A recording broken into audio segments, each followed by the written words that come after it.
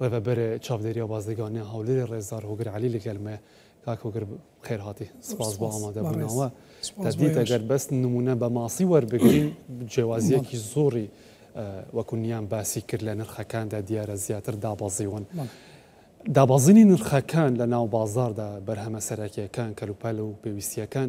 هۆکارە سەرەکیەکانی چییە کە دابەزی و نرخەکانیان طبعا سپاس لەوە دەرفەتە و سپاس بۆ بەڕێزشێت بابەتەکە لە جێی خۆیتی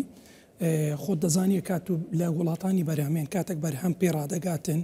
بازرگانەکانی مە بە خۆشحاڵیەوە کە ئەو بەرهەمە نوێیە ئینتاجی لەوێ دەرچووە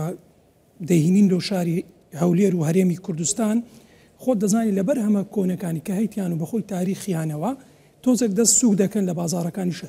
شاری هەولێر و لۆ ساختکردنەوەی خۆ دەزای لە ناو شاری هەولێر بەوەی هەبوونی ئەمن و ئەمانێکی زۆر وە زۆری هێنانی بەرهەم لە وڵاتانی کە بەرهەم دەهێنن لۆ ناو شاری هەولێر ئەوە وای کردو بەرهەمێکی ئێزگار زۆر لە ناو شاری هەولێر هەبیتن و ئەو بەرنامە جوانی کابینەی نوێی سەرۆکی حکوومەتی هەرێمی کوردستان ڕێزدار کاک مەسرور بارزانی لەو مەسەلەی خۆراک و هێنان و ئاسانکاری لۆ سەرجەم ئەو کۆمپانیا بازرگانیانەی کە خۆراک دەین ناو شاری هەولێر دەکرێت ئەمە وای کردەوە ئەو ئەمانە مەزدەر ڕئیسی هەموو عێراق ببتە شاری هەولێر بۆ ئەوەی هۆکارەکان زیادبوونی بەرهەمەکانە و بەهێنان بەرهەمی ئینتاجی نوێ لە وڵاتان پێڕاگەیشتە و کە دەینن لەوە هەرێم هەولێر وەوەی کردە لە شاری هەولێر ببێتە مەرکەزێکی بازرگانی بۆ ناوڕاستی عێراق و خوار و یعنی ئێمە و ئەمن و ئەمانە و ئەو ئاسانکاریانەی کابینەی نوێ و لە بەرنامەی حکوومەتدا هەبووە بۆ بازرگانەکان ویان کردیە کە زۆر بە ئاسانی بەرهەمەکان بینە ناو شاری هەولێر ئەوە یەک لە هۆکارەکان کە بوو هۆکاری دوم خۆ دەزانی مەسلەی بازار عەرز و تەڵەبە کاتێک عەرز زۆر بوو تەڵەب کەم بیتن تۆماتیکە نرخدا دەبەزیتن خۆ دەزانی بەخۆی ئەو قەیرانی سیاسی کە حکوومەتی عێراق لە بە حکوومەتی هەرێمی کوردستانی دروست کردیەوە بەهۆی نەدانی موچە و قەیرانی دارایی وەی کردێت تۆزێک بازارەکانی هەرێمی کوردستان سز بیتن خۆ دەزانی حکوومەتی عێراق یەک لەو ئامانجەی ئەوەیە کە ڕاگررتنی ئەو مرکزە بازرگانیە کە باسم کرد لە بیدایەتی لەناو شاری هەولێر کە بۆ خواروی عێراق بیبا بۆ لای خۆی سەبەتە بۆ ئەوان بۆ سەبەتەی خۆراک ئەمە وەی کردیە یعنی وەی لێک دەکاتن بربەستەکان هەم لە ڕووی سیاسی و لۆ بازرگانەکانی ئێمە دروست دەکاتن لەوەی ئەوان مرکزی تجارەتیان بگواتەوە بەڵام ئەو ئەمن و ئەمانێکە لەسەر سەری کابینەی نۆ حکوومەتی هەرێمی کوردستان و سەرۆکی حکوومەت خودی خۆی کە محتەمە زۆر بەرهەمی خۆراک و تاقیبی ئێمەش دەکاتن کە بە پاراستنی تەندروستی هاوڵاتیان و بەرزکردنەوەی کوالێتی خۆراک و بە کەمترین نرخ بگاتە دەست هاوڵاتیان ئەوە یەک لەو سەبەبانەی دیەکە قەیرانی سیاسی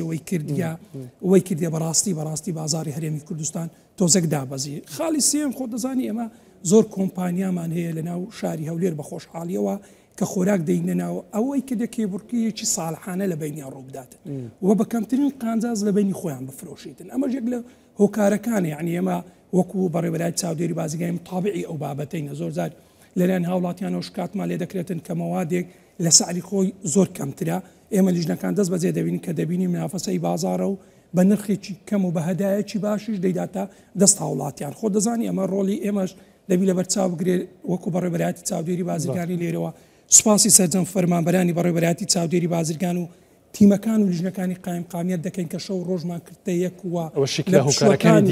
بەڵێ کە چاودێری نرخ و کوالێتی خۆراک و لەناو بازاری شاری هەولێر دەکەین و نایلین مەوادێکی خراپ بە ئاسانی بگاتە دەست هاوڵاتیان یان لە شوێنێک ببینی کە نرخێکی زیاد بەرزکردەوە بۆ قانجازی خۆی دەست بەجێ لیژنەکانی ئێمە چاوکراوەنە و دەگەنە جێ و بۆ دابەزاندنی نرخەکان باشە باسی خاڵێکت کرد کە کێبڕکێکە واتە کێبڕکە وا دروست بووە هۆکاری ئەوە بووە کە زیاتر دەرفەت هەیە پرۆژەی نوێ بکرێتەوە بازاری نوێ بکرێتەوە بازرگانی نوێ دەرفەتی بوو هەبێتن ئەم زیاد بوونە بە ڕێژەی لە بەرچاو هەیە لە بەردەستان هەیە بزانین بە تەقریبیش بێ ئەمە وای کردووە چەند زیاد ببێتن ئەو ئەمن و ئامنەیەکە باست کرد ئەو هۆکاران دیکەی کە باست کردن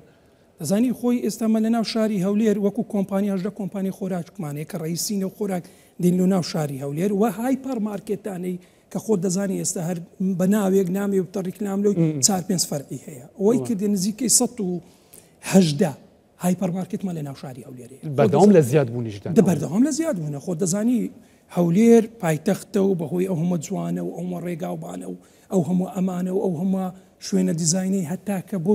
سەردانکارانە کە سەردان دەکات یەک لە سەبەبەکانە کە دێنە شارە و لێ بەرخۆشی ئەو شارە وەی کردی هەر ڕوو لە زیاد بوون بوو کە زیاد بوو خۆت دەزانی ئەمە باسمان کرد عرض لێ ڕوودەداتن لەو هایپەرمارکێتانە کە عرض ڕوویدا خۆ دەزانی نرخدا دەبەزێن لۆ ئەوەی هەم بازاری خۆیان و هەم ساختکردنەوەی مەوادەکانیان زوو بە شێوەیەکی زوو بکەن نەبتە هۆی یان تێکچوون یان بەسەرچوون. یەکێک لە هوکەرەکان سزاکانە کە لە ئەنجامی چاودێریتان دەردەکەوێت تیمەکانتان.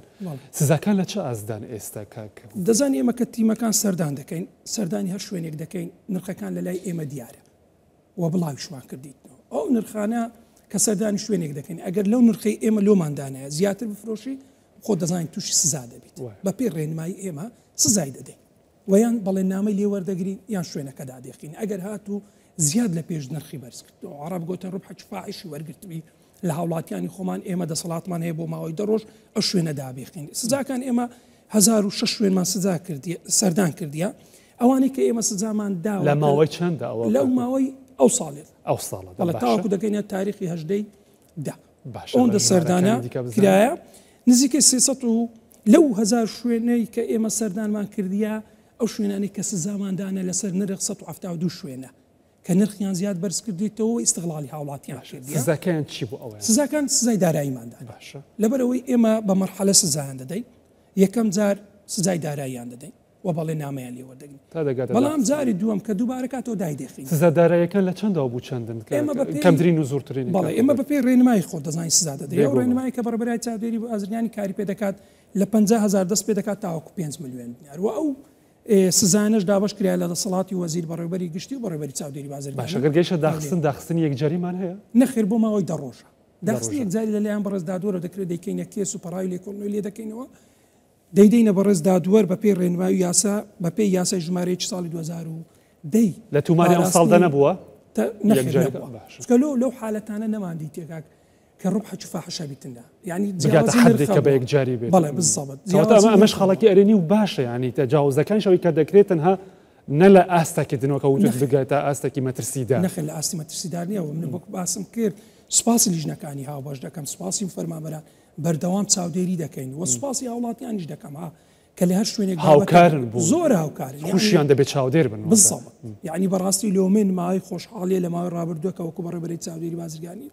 لەم بەڕێبەرایەتی دەست بەکار بووم هاوڵاتیان زۆر پەیوەندی پێ بۆ دەکەن لۆ من جێش فەخرە کە هاوڵاتیانی ئێمە ئەوەندە وشیارن لە بەرهەمی سەختە لە بەرهەمی خراپ لە بەرهەمی بەرهەمە کە بیانەوێ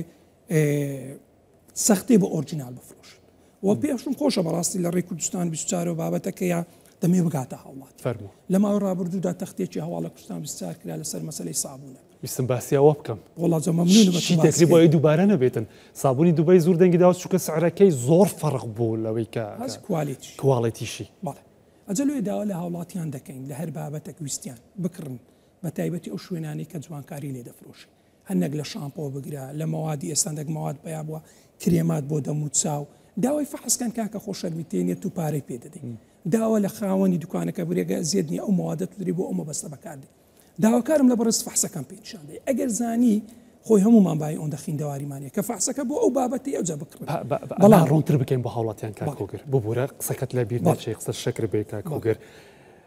و هاوڵاتی بۆی هەیە لە هەر دوکانێک باسی کەلوپەلی جوانکاری ئەوانەمان کرد فەحسی ئەوە داوا بکاتن لە بەردەستیانە واتە هەر ماوەدەکە داوای شامپۆیەک دەکەم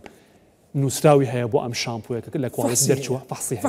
باش ئەگەر نەیبوو لی بە دوورکەنەوە نەیکڕ چکەلۆ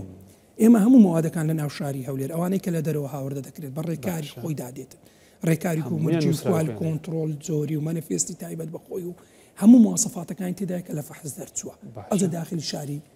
هەولێر و هەرێمی کوردستان بەعام دەبێتن بەڵام ئەگەر دیتان چونە شوێنێک کە دیتان مەوادێکی کۆزمەتیکە هەداوە ڕووم لە خانمانە لەو بابەتە کە دیتیان بابەتەکەەوە داوای فەحسکەن ئەگەر فەحسی نەبوو لی بە دوورکەنەوە بەڕێبەرای چاودێری بازرگانی لێ ئاگادارکەنەوە لۆ ئەوەی ئێمە با ئەو خاڵە لە بیر نەکەین بینێرینە فەحس ئایا ئەو مەوادەی کە دەفرۆشیتن و کە دیعایی لۆ دەکە و کە ڕیکلامی لۆ دەکا هەمان ئەو بابەتەی و هەمان ئەو کارە دەکاتن ئەگەر ئەوەی کە بۆ بابەتەی کە دەیفرۆشتن وەکو سابوونی دووبەی نەیکرد ئێمە شوێنەکە دادێخین و مەوادەکە دەست بەسەردا دەگرین و سزاشی دەدەین باشە بەڵام خەڵکی دیکە هەیە بووتە کێشە بۆ بەشێکی هاوڵاتیان کێشەی لێ دروست دەبێتن هەندێک کەسی دیکە هەیە ڕیکلام بۆ ئەو بابەتەنە دەکەن لە ڕێی سوشیال میدیا ئێوە چون تەعامل لەگەڵ ئەوە دەکەن بۆ ئەوەی ئەوە کەم ببێ نەمێنێتن ئەو ئێستا ئەوەی دوبەی سابوونی دوبەی کە بەڕێستان زۆر تەختێتان کرد و وڵاتان کرد يعني ئەو شخصانێک کە ڕیکلامیان لۆ کردێ دەبیت سبرێن پاشان يعني دەبیت چی برێن پاشان خۆیان دەبی ئەمە پرسیارە لەوان بکەین بەڵام ژنەکان و تیمەکانتان دەگەنە و کەسان شکەڵە ڕێی شەڵەوە دەزانی خۆی ئەم قانونە و ئەو ڕێنماییە لە دەسەڵاتی وەزارەتی ڕۆشنبیری و لێرەوە داوایان لێ دەکەم و ئەو بابەتانە ئێمانجی هاوابێتن و هەر شوان بووە لە ماوەی ڕابردوودا بۆ ئەوی لەو بابەتانەی کە کەسێک مەوادێکی تەقلید بە ئۆرجینال بدات وڵاتیان و ڕێکلامی کردووە لە سوشیال بەپێی یاسای وەزارەتی ڕۆشنبیری کارتانەوەی لەگەڵ بکرێت بۆ ئەوەی هیچ خەڵکێک نەتوانیتن مەوادێکی تەقلید بە ئۆرجینال و هاوڵاتیانی ئێمەی پێ چاواشە بکاتن و هەڵبخەڵەتێنتون و وی لێ بکاتن هەندێک بابەت هەیە لە ئەسلی خۆی لا بداتن و لۆی ساخکاتەوە چۆ خۆمە لە ماوەی ڕابردوو دەزانین زۆربەی مەوادەکان لە ڕێی ئەو ڕاگەیان لە دوای ئەو دیعانێک کە بەڕێزت باست کە ئەو ڕکلامانی کە لۆمان لە سوشال میدیا لۆیان سەرف کرا بەڵام لە ئەسڵاوە دەرچوانیە بۆ یعنی داواکارم لێرەوە لە وەزارەتی ڕۆشنبیری ئیجراعات بەرامبەر ئەمە لە کاتێکدا کاکۆگەر بە وازەحتر و واقعیتر بین کە بەشێکی خەڵکی هەیە بەلکی کاتی نەبێ سەردانی بازار و دوکانەوە کە هەموو کڕینی خۆی داواکاری خۆی لە ڕێی ئۆنلاینەوە ئەنجام دەداتن جا بوویە ئەو لە ڕێی ئۆنلاینەوە ئەنجام دەداتن پشت بەسنێکی زۆری پێ هەیە یە هاوڵاتیان کە داواکاریان هەیە بۆ کەلوپەل و بۆ ڕیکلامەش لە چوارچەوەی ئەوەدا بوو ئێمە سوپاس دەکەین کاکۆگەر یە خاڵی زۆر زەڕۆ ینی داواکارم لە هەر شوێنێک مەوادەتان کڕی پسولە وەرگرت وەصلی شوێنەکە وەربگرێت یعنی شتێکی زۆر ئاسانە تو پارەی خۆتی دەدەی برێگە زێر نییە پسولەکەم بدێ خۆ دەزانێ ئێستا و کاشێرمانێ هەر لە کاشێرە پسولەکەی پرێنکە لەگەڵی وەربگرێت ئەمە بۆچی باشە کە هەر هەیبێت بسەبێت ئەزۆ پرسیارە لە جێی خۆتی لۆی باش ئەگەر هاتو ئەو مەوادەمان ناردەفاز تەقلید بوو یان مەوادەکە دەرنەچوو یان خراپ بوو بۆ ئەوی لۆ شخصەکە بگەڕێنەوە تعویزەکەی لۆ وەرگرمەوە بە لە ڕێی ئەو کاغەزەوەش دەناسرێتەوە لەوێ وەرگیرەوە باشە سوپاس دەکەین کاکۆگەر عەلی ڕێبەرێکی گشتیە چاودێریە بازرگانیە هەولێرە ماندوو نەبن زۆر سوپاس بۆ ئێوەش